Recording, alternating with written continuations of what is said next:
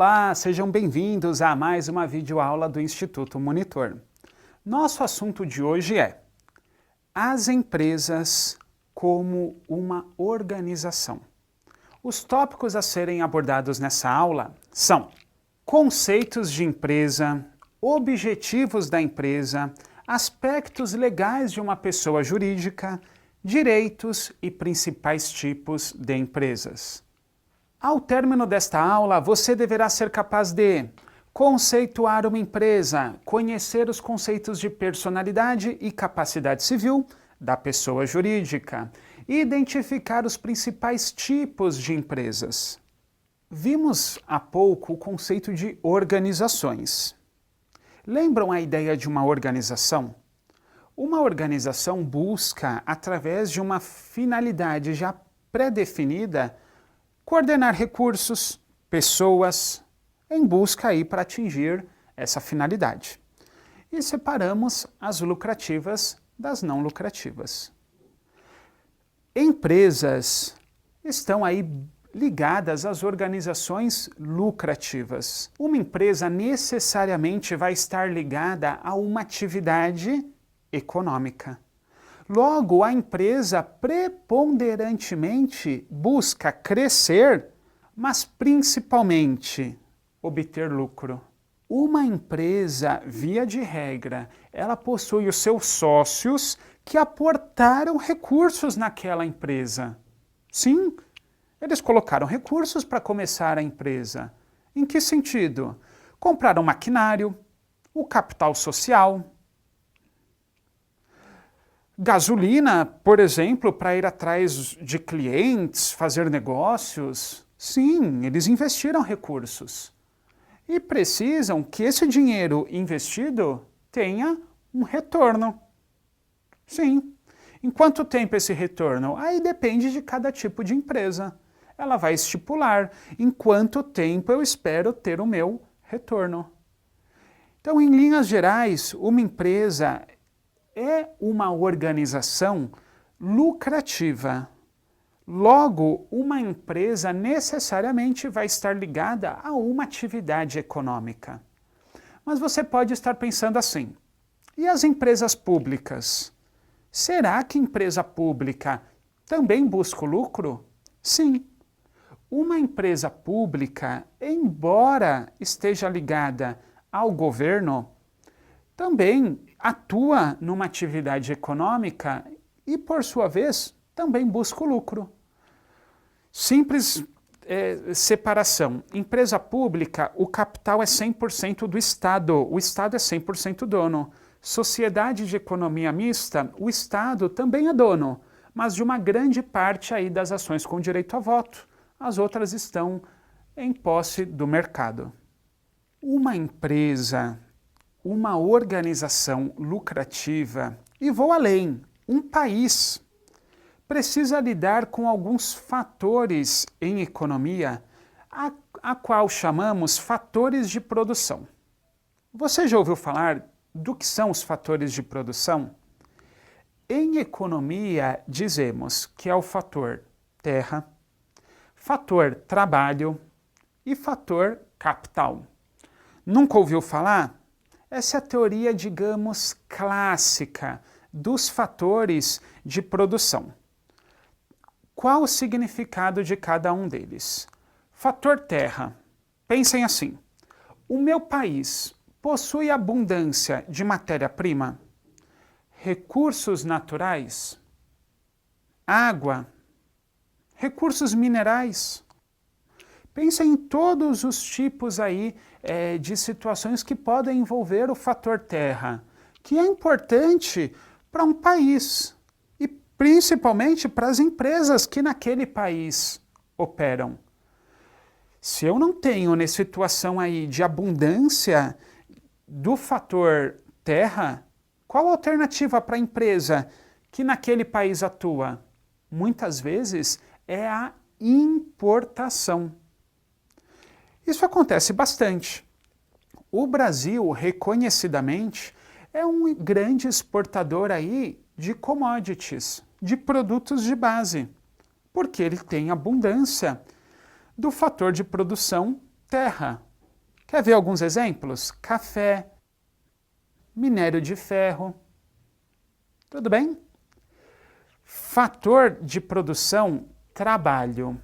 O quanto de esforço o homem vai precisar fazer para aproveitar esse fator terra? No caso aí do Brasil, nós temos um exemplo clássico.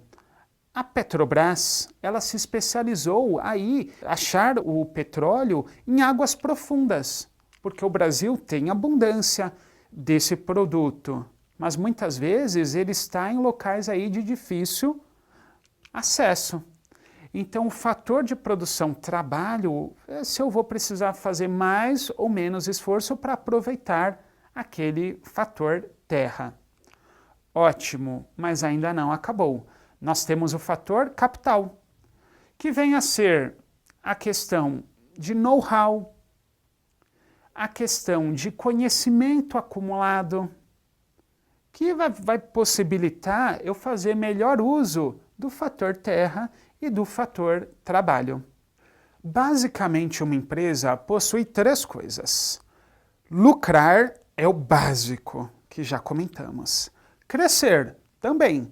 A não ser alguns casos específicos de empresas, isso acontece, tá? Existe uma norma que fala a respeito disso, não vamos nos atentar muito aqui. Mas existem empresas que nascem para durar 2 anos, 3 anos. Existem casos, tá? Por exemplo, empreendimentos ligados aí a sociedades de propósito específico, ela foi criada só para aquilo, vai durar 2 anos e pronto, encerra. Mas estamos tratando da regra geral.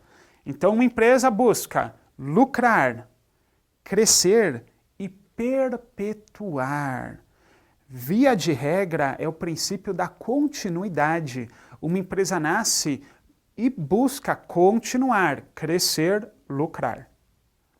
Agora vamos tratar um pouco a respeito de aspectos legais que envolvem aí a pessoa jurídica, a pessoa física.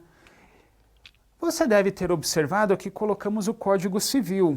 Ele é uma fonte aí de recurso, uma fonte do direito, que muitos empresários recorrem num momento, por exemplo, de começar uma atividade econômica, de iniciar uma empresa. Então, lá no Código Civil, nós vamos achar coisas do tipo: o que é o contrato social? O que é um estabelecimento comercial?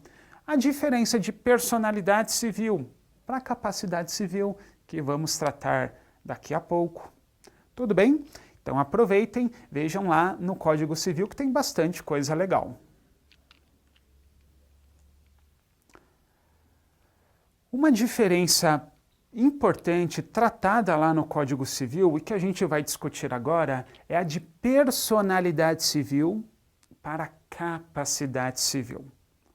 Num primeiro momento, eu vou falar da pessoa natural. Quem é a pessoa natural? Pessoa física. Entendendo a questão da pessoa física, fica mais fácil a gente entender a jurídica. Personalidade civil. Nós adquirimos no nascimento com vida, mas a lei põe a salvo desde a concepção os direitos do nascituro. Nós, desde o momento que respiramos, já temos direito a um nome, à dignidade, à herança. Isso tem a ver então com personalidade civil. Já a capacidade é outra coisa.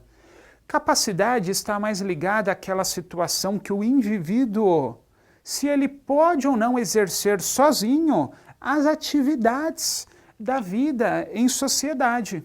Como assim? Quando eu adquiro capacidade civil para dirigir, para comprar uma casa, para abrir conta num banco, prestar um concurso público, são exemplos. No Brasil, via de regra, a capacidade civil plena, tomem nota, ela vai se iniciar aos 18 anos. Mas isso, via de regra. Por que via de regra? No Código Civil existem situações que ainda que o cidadão tenha 18 anos completos, ele não adquire a capacidade civil plena, por ser incapaz. Tudo isso em mais detalhes, o nosso Código Civil vai tratar. Bom, lá no Código Civil, estamos falando bastante dele, mas é que assim, o Código Civil é a base, pensem nisso, tá? A base para eu iniciar uma empresa, falar sobre negócio, cotas, o que pode ou não pode um empresário. Aqui eu quero trazer para vocês alguns exemplos de sociedade e já emendar o que seria a personalidade civil e a capacidade civil para a pessoa jurídica. Pensem o seguinte, na pessoa física, a personalidade ela vai se iniciar quando? No nascimento com vida, mas a lei põe a salvo desde a concepção os direitos do nascituro. Na pessoa jurídica, não. Quando começa a personalidade civil? Quando é registrado o ato constitutivo da pessoa jurídica, no local aí cabível. Por exemplo, o registro de empresas, a JuSesp, é um exemplo. Então, quando a empresa faz o registro lá, pronto, iniciou a personalidade, é uma empresa registrada. E a capacidade? Nem todos que trabalham numa empresa têm capacidade para gerenciá-la, organizá-la, tomar decisões em nome da empresa. Normalmente quem são? São os sócios ou os procuradores, aqueles que detêm poder de decisão aí pela empresa. 4 pontos importantes que lá no Código Civil você encontra. Então vamos lá a esses conceitos. Primeiro, estabelecimento comercial. Via de regra vai ter um CNPJ, Cadastro Nacional de Pessoa Jurídica. Então existe um cadastro dizendo que aquela organização é uma pessoa jurídica, tem personalidade. O que isso importa para nós? Via de regra, o patrimônio da empresa não se confunde com o patrimônio do sócio. Essa é a grande vantagem de eu ter uma personalidade civil para a pessoa jurídica. Eu separo o patrimônio de um para o outro. Mas eu preciso de um registro, dizendo quem são os sócios, quem administra, quem não administra. Esse registro vai estar no contrato social, que vai dizer quem é o empresário, aquele que responde pela empresa. Trouxe para vocês 2 dicas de leitura a respeito de 2 leis. Uma é o Código Civil e a outra fala sobre o microempreendedor individual. É a lei número 10.406 de 2002, que é o próprio Código Civil, e a lei complementar 128 de 2008, que trata aí do microempreendedor individual.